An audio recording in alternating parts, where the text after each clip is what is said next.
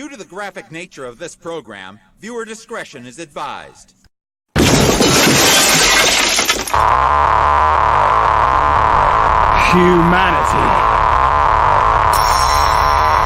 Look how far you've fallen.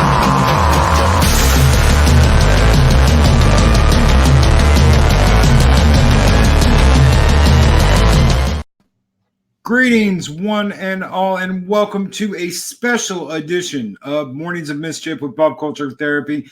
I am your host, Stone Loki, and I have a very, very awesome guest today.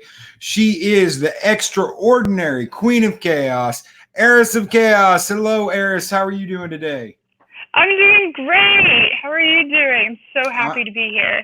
I am doing great. I am so happy that you're happy to be here. And today we are going to discuss shows that went on too long. So if anybody out there in the chat wants to throw some of those out there, I know this is pre-recorded, but man, I want to see it because I will be there talking in the chat when we play this, and I would love to see your guys' thoughts on shows that went on too long. So was there any specific show you wanted to start with, Eris? Okay, I'm gonna do it. I would like to talk about, I think, The Next Generation, Star Trek: The Next Generation. I think it went on too long. I do. I love Star Trek, and I think it went on too long. It also, the fact that I think part of the reason I never finished it, or have yet to, had to do with, well, I wanted to watch The X-Files, and it's like didn't really, like, there needed to be more overarching plots. Like, I felt like maybe I cut out too soon, you know. It's like I found the Borg really interesting. I loved them, but it was like, I don't know. I felt like there were too many filler episodes to, like, the overarching plot, you know, of the Borg. It had a very episodic base for it. So it was like, you know, exactly. They may have dealt with the Borg once or twice a year, but they didn't really have a big, okay, the Borg are coming feel to it. The Borg are coming besides Best of Both Worlds. And that was one Borg cube. Yeah, exactly. Like Voyager all had a point. Voyager, you know, the whole point of Star Trek Voyager was the voyage to get back home. The whole underlining plot of DS9 was the Bajorans and the incoming Dominion and the war the Federation was going to have. So each of those series had like an overall theme to the whole thing that if you step back and you looked at it all in one big picture, you could see that. TNG really didn't have that. Exactly. And I live for shows that do that, you know. Like New Who, for the most part. And I'm not talking about Jodie. Jodie, get out of here. You're not a doctor. Get over it. I'm talking about, yeah. Well, I joined the fandom Menace because Jodie was so awful. Okay, so I have a very special type of dislike and disdain for Jodie. But also thankful at the same time. It's a very complicated relationship. But especially in the Moffat era, I thought that there was a really nice overarching plot, and then each episode had its own plot within it. And I thought that is how it is. That's how it should be, right? Yeah, I can't disagree with that. I absolutely agree with you. That overall idea behind everything is wonderful. Exactly. And you can have the episodic format, right? So it's not a problem per se, but you kind of need something to link the episodes together. And a lot of TV shows are, I think, really starting, or at least really nailing the not really modern day, but I'm talking like actual good TV shows really nail the overarching narrative while having one in each episode. So like you could come into an episode and kind of, enjoy it, and then like be like, okay, well, I want to see what happens next, or hey, what is this scene at the end of the episode that's kind of like, implying that something else is going on? Oh, I'm in season 3, episode 12. Well, maybe I need to start at the beginning so I can actually like understand this, and it's like you have the character development, you have all this other stuff that you miss out on, but I didn't get that 110% from TNG, like as much as like, okay, the Borg are coming, but like it's so drawn out. You know what I mean? It's like I didn't want it in the first. Yeah, it's so drawn out. It's all like that, not just the Borg, but like the issues with Worf and his father. Oh, that's dealt with for 7 years, but only like once a year, if that. Yeah, like, okay, I'll give you a good example. In TOS, we know Spock's relationship with his family. 1 episode. Boom. There you go. And so whenever it's discussed in the future, and it, like in the movies, you're like, okay, I got it. It's like, yeah, I got this because of this character development, and it, there. I understand how he is. I understand the character a little bit better. I understand this. It's not like, I'm going to give you, it's a 1,000-piece puzzle. I'm going to give you a single puzzle piece once a month. Yeah. It's like, okay, I'm going to forget about those puzzle pieces eventually. So when you come knocking on my door to give me another puzzle piece, I'm like, oh no, I'm going to have to like rewatch episodes in order to understand this, because again, this wasn't the binge format. So I could almost understand it if it was a binge format, but even me binge watching it, it was still too much, too long. So I can imagine people sitting down and waiting, week by week, and then, the break for the new season. Like, I can imagine that. How are you supposed to remember this? Well, it was okay. This is how people remembered it. I know because I was there. yeah, exactly. So it'd be when Picard got taken. Mm-hmm. And he became Locutus, there was a 3-month gap, or 3 or 4 month gap before you found out what happened. But the entire time, people were talking about it. You'd go to the supermarket, you'd go to the grocery store, and people were saying, "Oh, they're gonna take Patrick Stewart off of Next Generation," and you'd be like, "What? Yeah, Riker's gonna take his place as captain. He's leaving the show." He's leaving the show. They're going to kill him off in the first episode, and Riker's going to... And you'd hear all kinds of shit like this. For 3 or 4 months, people would be talking about it and counting down the days. And so you got to find out what happened to Patrick Stewart's character of Jean-Luc Picard in Best of Both Worlds. It was insane because we didn't have any internet. All you had was TV and people calling each other over the phone saying, "Oh my God, what's going to happen next?" Well, I have to say, isn't it sad that it's gotten to the point, like TV has gotten to the point that I actually forgot that used to be a thing. Like, honest to God, I mean, I'm young, but I've pretty much been around since. I mean, the internet was kind of always around when I was, I've been alive, and it's not obviously to the scale that it is now, but it just obviously people would talk about it, right? Like, it was that big of a deal. Whereas like nowadays, it's like, I mean, think about all the connections and stuff. A good example of this is,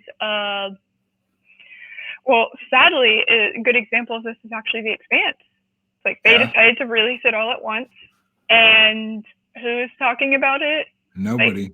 Star Wars completely buried The Expanse, and that's what's sad because that movie isn't anywhere near as good as that season, and it overshadowed everything. Yeah, I mean, it did. And again, it really didn't help that they released all the episodes at once. I do love binge watching. I do. But I don't like to wait for the next one. But it's interesting because it's like, it's also really good for me to have to wait for the next one, because then it's like I'm thinking about it. I'm trying to like solve like, oh, what's going on? What's going to happen to this character? What's doing this? And it's. I remember that when Game of Thrones before season 8, in which I don't speak about that, that actually was happening with Game of Thrones. Was prior to season 8. Kind of just discussing it among people at my local comic book shop, discussing with my friends and just being like, hey, yeah, like, what do you think about like this character, how this character's arc ended? And do you think that this person's actually gone? Do you think this person's going to show up? Who do you think's finally going to kill the Night King? Like, things like that, and all massive, massive disappointments in the end. But people are doing that with The Witcher now too. Yeah, people are exactly. going out and buying The Witcher 3 Wild Hunt to play the game just to get more of Geralt. And it's sold more copies now than it did when it first came out, all because people have seen the Netflix show and want more Witcher now. They don't want to wait. Exactly. We've become very impatient, and I'm also very impatient. So I, kind of, it's really easy to be impatient with everything at my fingertips for the most part. A web page doesn't load in 3 seconds. I just start clicking, refresh, or I like just start clicking like the link over and over and over again. Right. It's interesting how I want things quicker. I want more things. I want things faster. And yet I still say that I think TNG should have been condensed. Still, I do. I think it should have been less. I think less was more when it came to Star Trek, Yeah. It will get repetitive like crime dramas. But in my opinion, I think that Well, 7 years was a long run, especially back then. Yeah. A lot of shows didn't go 7 seasons back then. So having a show that went 7 seasons, especially a science fiction drama, that just didn't happen. And the fact that it did was it was amazing that it did. And then DS9 did it, and Voyager did it, and everybody started doing, we're going to do 10 seasons now. And you're right, it gets repetitive, it gets boring. One of the shows that I loved for a long time was Stargate, and it went 10 seasons and had a spinoff, 2 spinoffs. And I think it went way too long. The last couple of seasons of that had this religious enemy, and I just was like, oh, guys, you're killing me. You're killing me, Smalls. You're killing me. And they should have ended it on a high note where they beat this really bad guy, and they should have ended it there. And instead, they went on and made another show, and they went on and made another show, and it just got to the point where I tuned out. And now everybody wants it back. It was a Stargate, bring Stargate back, bring the gate back, save the gate. And I'm like, guys, those last couple of seasons were bad. You don't want them to bring him back and it be bad, right? Well, I'd rather see something not come back than be bad. I would have rather us not gotten Star Wars than got what we got. I'd rather us not have gotten Star Trek. Like, just leave it alone, please. For the love of God, please leave it alone. Just let it die in peace. I'll give you another good example of shows. This is probably, in my opinion, the best example of people not understanding when to stop on TV shows. I don't know if you're aware, ever watched the show Once Upon a Time. Yep. Okay. Yep. I actually am a huge Rumpelstiltskin fan. Anything that man does is epic. I absolutely love him. So, yeah. I was a big fan of the Evil Queen. I love her. Regina is everything. And I also love Rumpelstiltskin. I actually had a necklace that had his little blade on it. That's cool. Little dagger. Yeah. The dagger. Yeah, little dagger. Yeah, I had one that had that on there, and I loved it. But I ended up, and this is the first time this has ever happened to me. I actually ended up giving away all my merchandise that I had because of what they did. They pulled a Star Wars before Star Wars did it. They decided, in my opinion, to get two characters together that had -5 chemistry.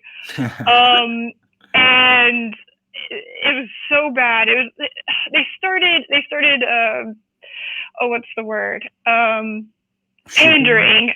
Yeah, they started pandering to like these crazy shippers. And it was bad, and it just kept getting worse, and the story got really repetitive because it's like every season something bad happens. In the beginning of the next season, everyone forgot what happened, and so now they're having to figure out blah blah blah blah blah blah blah. And it's like every season. Well, they end it. So after 7 years, which again was way too long for that show.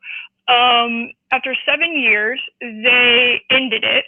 And all the main cast, like the Snow White, Prince Charming, Emma, almost everyone except for like Captain Hook, the Evil Queen, Rumpelstiltskin, and like I think what was it, Wicked Witch of the West.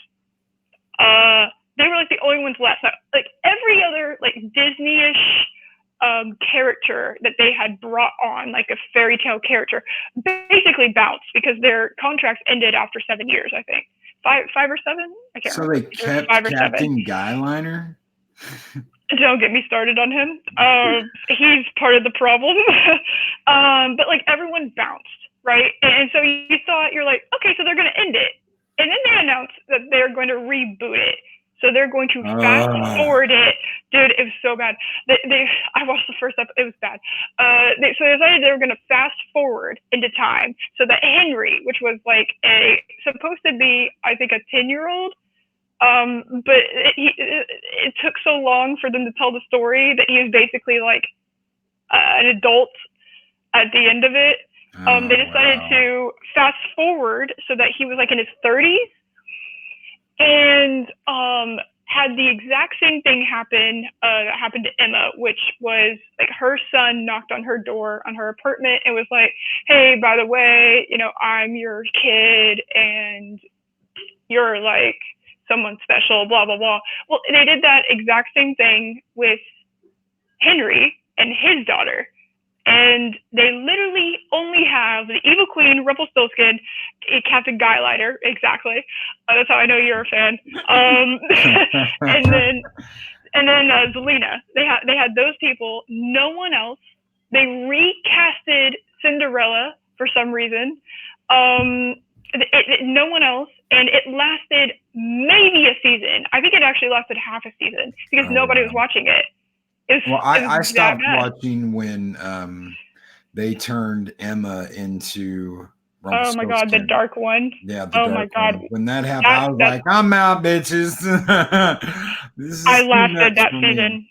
I lasted that season. Very much enjoyed Hook's death. Apparently he couldn't stay dead, but I really love Robert Carlyle and anything he's ever done. He's so good. I'm just a huge fan of Robert Carlyle. So when I saw that and I saw that he was going to be Rumpelstiltskin, I was like, I really like Rumpelstiltskin. That's a cool evil character, and I really like Robert Carlyle. So I'm going to have to try this and see. And of course, to me, that was the whole point of watching the show was Robert Carlyle and the witch. I didn't think that I was going to end up liking Regina, but yeah. Regina's good. Until they made her good. Yeah. Yeah, they made her good. She's just literally the evil queen.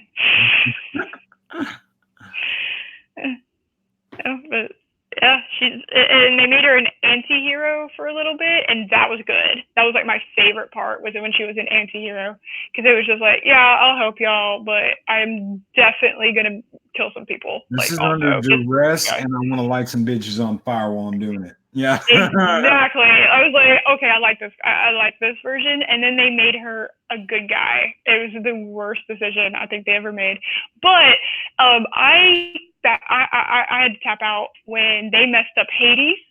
You do not mess up Disney Hercules. Do not. You messed up my Disney Hercules. Don't do that. I love Hades. Hades is everything in that movie, and Disney Hercules is actually top 3 favorite Disney movies of all time. Well, Up there with Hades always gets a bad rap anyway, because a lot of yeah. people don't know Hades wasn't just like, oh, he's like the devil. No, he ruled over the entire underworld, not just hell, but heaven too. Literally So all of it. Yep. the Peloponnesian fields Mm-hmm. go where you die. If you're a good person, he ruled over that. So Olympus is in heaven. Olympus is just where the gods hung out. If you went to heaven, Yeah. you would go through Hades too. So Yep. he always got a bad rap, like he was a devil, but he's not really a devil. He's just like gatekeeper of where you go when you die. Exactly. That's what he was. And the other gods just hated him for some reason. I don't know why, but they did. And it's just like, really, guys? Like, you know, he got a really bad rap. But in Disney Hercules, he has fiery blue hair. And you know what they did? You know what these stupid people did? They decided to give this poor man playing Hades, a live action Hades, which should never have happened, CGI blue hair, blue fire hair. It was the worst thing I'd ever seen. It was so embarrassing. I couldn't. I was like, no, I'm out. Like, you're messing with one of my favorite Disney movies now. It's like, I thought it was stupid when you brought Frozen in before, I don't know, anyone else, like any other story you could have done, you know. But I will say to this day, the Cruella de Vil that they got to play, that is the official Cruella de Vil for all time. Sorry, Glenn Close. Like, that's the live action Cruella de Vil. Get out. Yeah. Glenn Close, live action. Everybody else, you can go home. Exactly. Why did you here to give the appearance that you had a chance? It's always been her. Goodbye. Yeah, right. Exactly. But that's an example of when a show doesn't understand that it's dead. Like, that show was dead after like season 5 or something. Like, after basically Emma turned to the dark one, I think the show died. And then they tried to reboot it and it doesn't work. I think it's the same thing if they decide to go through with Stargate. I am at this point, any show that comes out, I am instantly skeptical. I still haven't watched The Mandalorian because of it. I don't trust it. I don't trust that thing. I don't trust. They did a B+ or a B-. They just didn't do anything new. They didn't give us anything new. Even the big surprise at the end of the season wasn't anything new. It was just something we'd seen before that we didn't expect to see here. We've seen Yoda, right? I mean, we've all seen Yoda. Now we have a baby Yoda. Okay, so it's something we've seen before. We just didn't expect to see it again. We didn't expect to see it this way. We've seen IG-88, the droid that's in that. We've seen it before. Yeah. All of this we have seen before. It's fan service. It's not material. So there's nothing new. I mean, there's absolutely nothing new. I mean, if you want me to reveal the big reveal, I'll do it because I'm sure a lot of people have seen it. The end. I'm not watching it, so go ahead. Okay. All you see is a lightsaber. You see a lightsaber that you saw on the Clone Wars cartoon. The dark saber that the Mandalorians had. So you see Moff Gideon cut himself out of a TIE fighter, and he gets on top of the TIE fighter, and he's standing there with this dark lightsaber lit, and his cape's billowing. That's the end of the episode. So even the end is shit you've seen before, you just didn't expect to see again. Hold on a second. Question. In the time, I wasn't sure. I remember rumors being said about what the timeline was before the show, but isn't it after Return of the Jedi and before? 7 years after Return of the Jedi. Okay, so guys, FYI, stop calling it Baby Yoda. Okay, so that's what I thought. Okay, so that it bothers me that it's called Baby Yoda. Well, there's nothing Yoda else to call it. I know. It doesn't have a race. Yeah. Thank God at this point. Don't give it a race, Disney. You're going to, but you're going to ruin that too. But it's just there for marketing. Stop it. Yeah. Stop following. Stop it. Stop. I understand it's cute. No, I understand. It's cute. It's adorable. I get it. Stop falling for the marketing. You are just, it is the new Porg. Okay, it is the new Porg. It is there literally for your money because Disney knows that Disney knows they done messed up. All right, they know that. They know that they have. They know. Okay, like, do you realize how long it took for Rise of Skywalker to hit $1 billion? Way too long for the end of the Star Wars like Skywalker saga. Like, are you kidding me? Like, that's how you're going to end it with, like, a month later, $1 billion? That should have hit $1 billion, like, week 2. Okay, in this day and age? How many generations of people, or how many people, millions upon millions of people have been influenced and affected by Star Wars in their life?